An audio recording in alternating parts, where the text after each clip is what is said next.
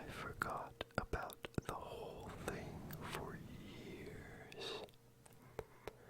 But in 2016, my friend and I were talking about the many unanswered internet mysteries floating around, and I recalled that very personal mystery of my own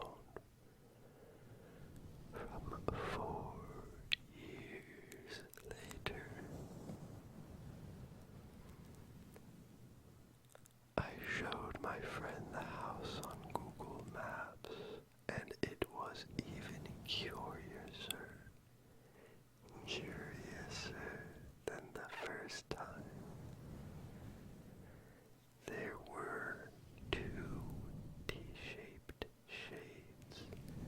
The original was as long as ever, and the new one was half the height as the first.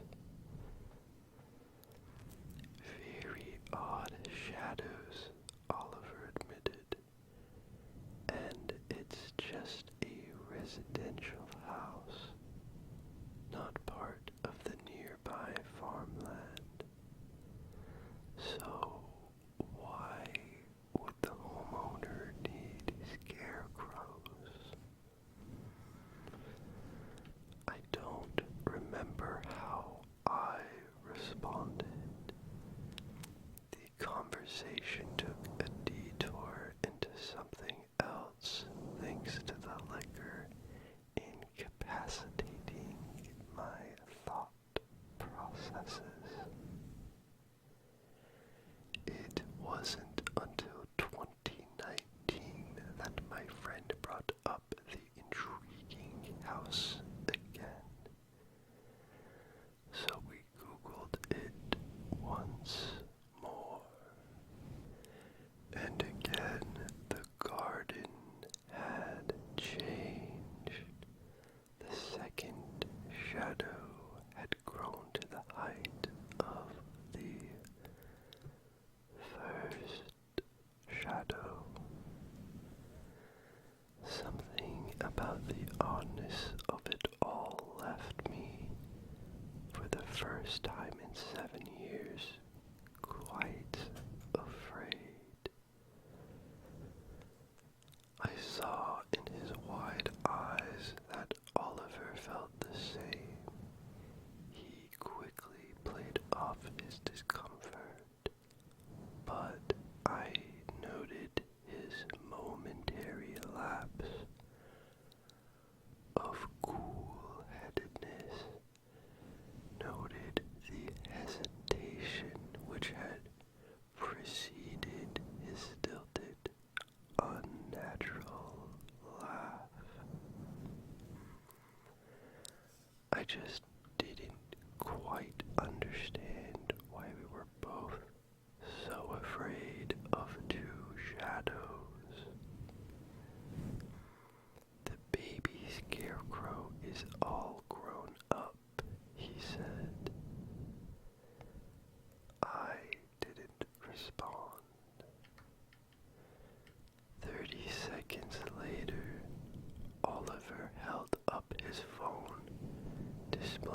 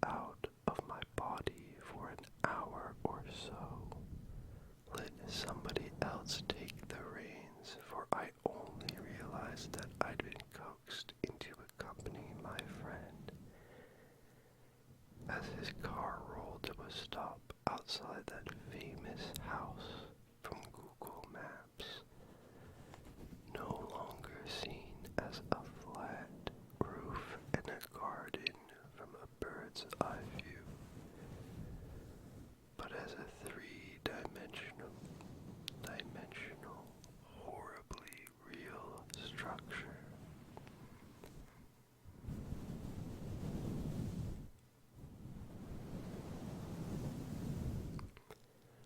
The unassuming red-bricked residence was surrounded by 8 feet tall hedges, countryside, and silence. There had been other cottages dotted along the winding country lanes here and there, but they did nothing to cut through the area's oppressive, all-consuming silence. Something about seeing the property in the flesh left my hairs tingling, left me ready to wrangle the steering wheel out of Oliver's grip and take us far away from that tall, walled place. The hedges prompted an obvious question from my lips. Unless you've brought stilts, how are we going to peek into this garden? Oliver smiled as he opened the driver's door, so I followed him to the boot of the car. He'd always been more of a show-to-tell bloke. Inside the car's boot was a drone. Please, no, I inwardly groaned. I hated the thought of snooping on a stranger's property with an airborne camera. Then again, scaling the fence and trespassing would have been far worse. So I nodded my head, signaling that I'd go along with Oliver's harebrained plan. He quickly took the drone up into the sky, and we watched the live feed on his tablet controller as the white-bladed plastic insect sailed loudly above the house, rotors blurring against the sky. Oliver took the device over the roof tiles, and we both held our breath as the garden came into view. Then we exhaled in harsh, painful gasps of shock at the revealed casters of the long shadows I had seen in photos for 7 years. Not scarecrows at all. 2 humans were tied with thick, well-knotted rope around their wrists and legs to large wooden crosses. Perhaps as much as the thought horrified me, crucifixes. My friend and I did not scream, but instead fell very silent, very still. There is no drama quite like shock, no horror quite like being frozen to the spot, unable to think, unable to run.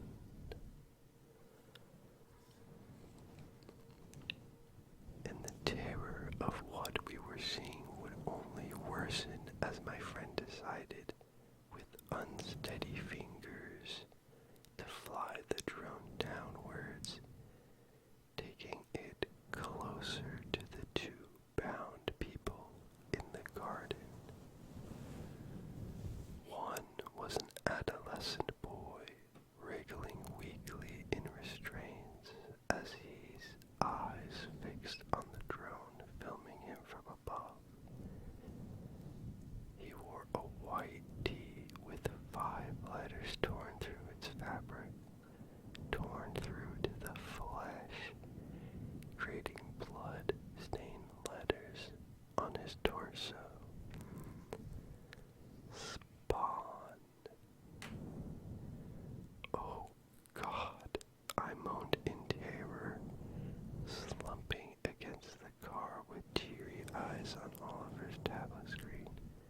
We have to call somebody. On the original cross, which I'd seen 9 years earlier, was a woman who barely looked like a woman at all.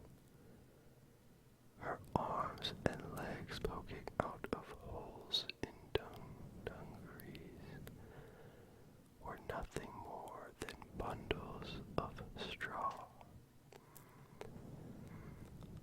Oliver and I finally broke free of our frozen states, beginning to retch as we realized that the captive woman was very much alive, but very much limbless, save for upper arms around which ropes were tightly wrapped. Cut through both of her clothing and the skin beneath in much the same way as the squirming boy beside her was another blood-written word. Whore. Whore. Whore. Whore.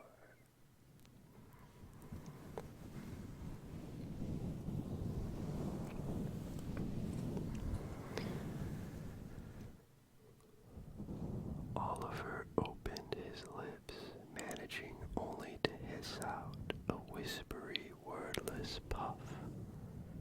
Before he managed to try again, thunder cracked the air, followed by the live feed cutting out and the sight of the drone plummeting past the far side of the house, landing in the garden.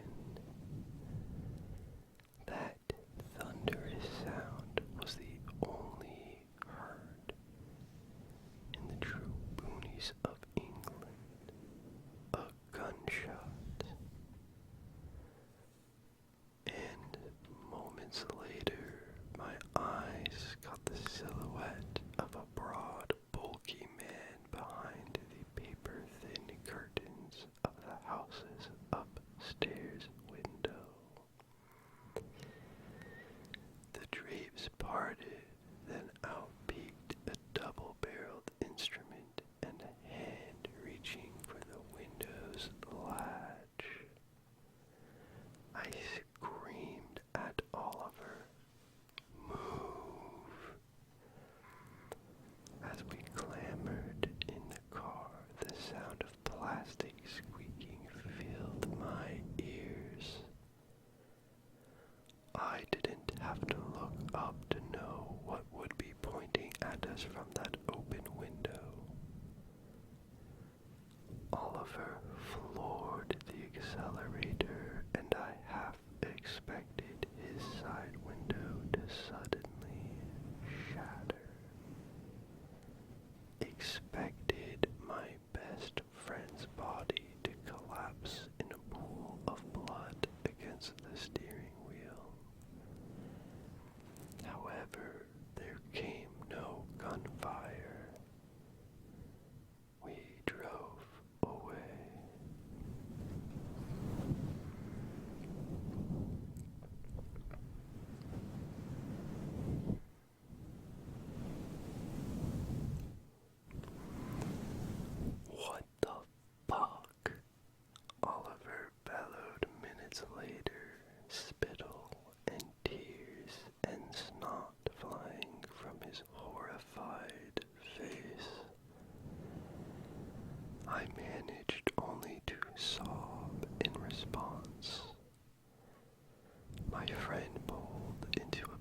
petrol station 20 minutes later, and whilst I said that we needed to phone the police, he claimed that we should go back to the house first, that we should be brave. Oliver was worried that the homeowner had chosen not to follow us because he needed to dispose of all evidence. Then my friend suggested that we had a limited window in which to go back and record some evidence of what the man had done. You watch too many crime programs, I pleaded, panting heavily. This is the real world, Ollie. In the real world, you see a crime, then you call the police. That's how it works. Anyhow, after much back and forth, my friend managed to dupe me into thinking that he was on board with my plan of simply leaving it to the authorities. But whilst I went into the petrol station to pay for our freshly filled tank, Oliver tore away and left me behind.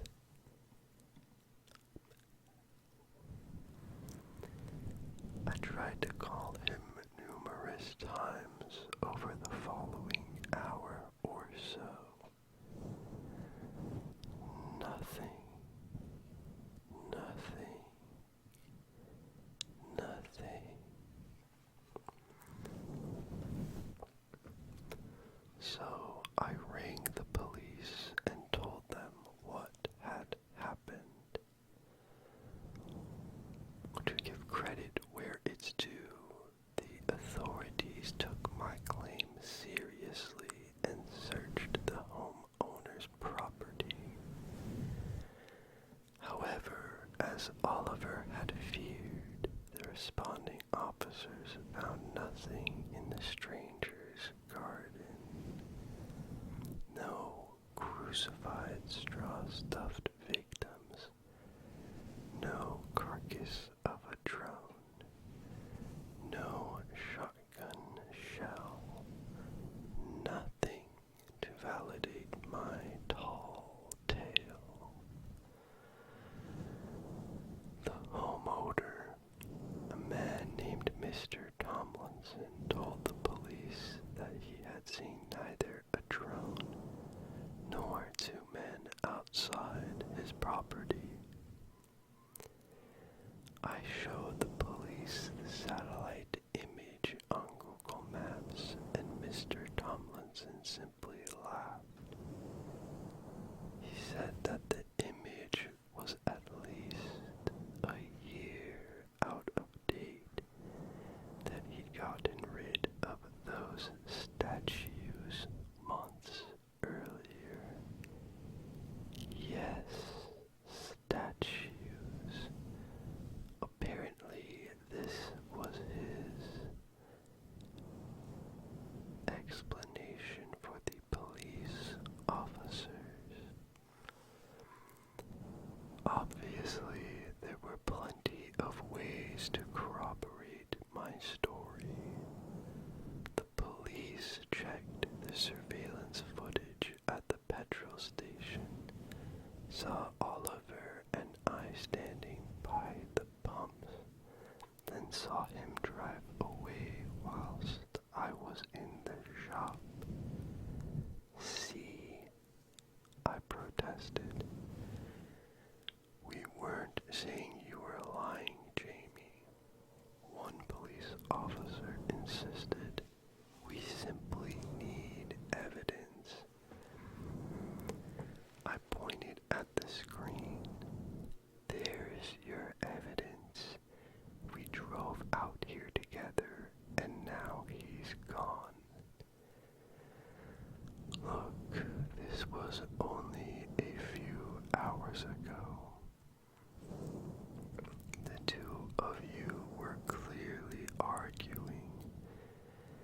It seemed like your friend just needs to cool off, one of the protesters suggested. They promised to look into Oliver's disappearance once the appropriate amount of time had passed. Well, 48 hours later, when he still hadn't shown face, the police took me more seriously. However, days, then weeks, then months went by, no sign of him, and the authorities failed to find any evidence suggesting that Mr. Tomlinson had been keeping people captive in his garden. No evidence of prisoners anywhere on his property. Then came the pandemic, and the world had bigger problems. Nobody believed my story, no matter how many times I talked about the Google Maps image and the drone and what the two of us had seen.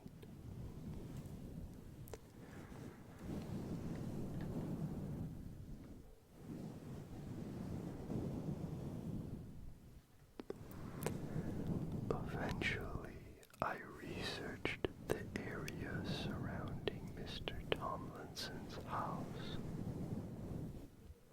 An area including surrounding hamlets and farms, all forming a tightly knit community. From news articles, I learned that a woman and a farmer went missing in 2011. And that got me thinking. So I managed to infiltrate a Facebook group for the local area, pretending that I'd bought a property in the area. They let me join. You wouldn't believe the things to be learned from a private Facebook group. That's where the village gossip lives in the 2020s. I learned that this local farmer had been a widow for 3 years before finally meeting someone new in 2010. Someone from the next county over.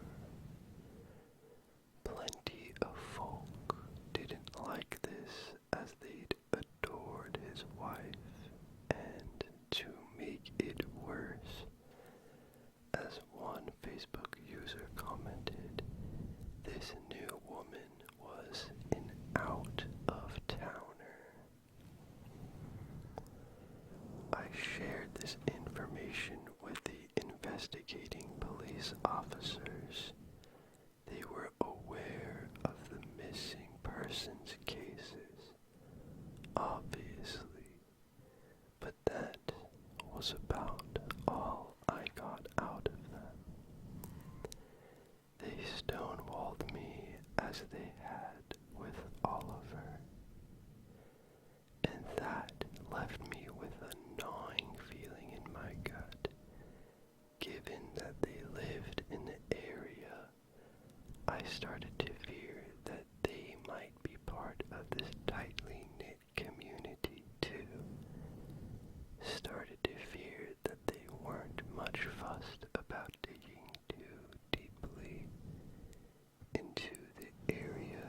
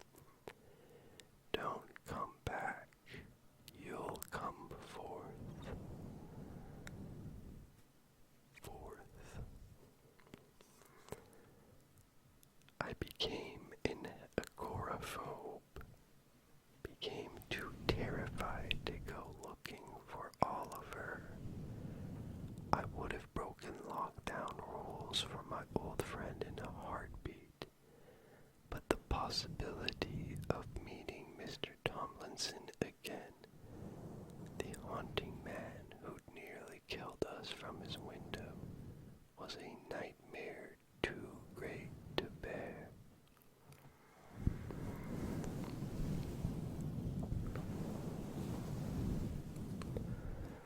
Call me a coward if you must, but ask yourself what you would do in such a situation.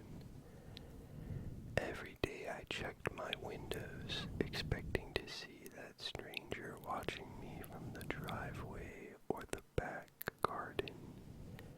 I have no idea how he found out where I lived. In early 2023, just as my phobia of the outdoors showed signs of somewhat abating, I thought about a particular word in that third and final note. Fourth. I had previously thought it to be a misspelling. I assumed Mr. Tomlinson had intended to write, "You'll come forth." But a new possibility popped into my head. When I returned to Google Maps once again, the last vestige of hope abandoned my body, and dread took its place. In the latest satellite image of Mr. Tomlinson's house, 3 T-shaped shadows painted the grass. I know who the third must be, but I'm still too late, 2 years later, too frightened to return and see for myself. Too frightened that I'll become the 4th shadow in the garden. More straw than man.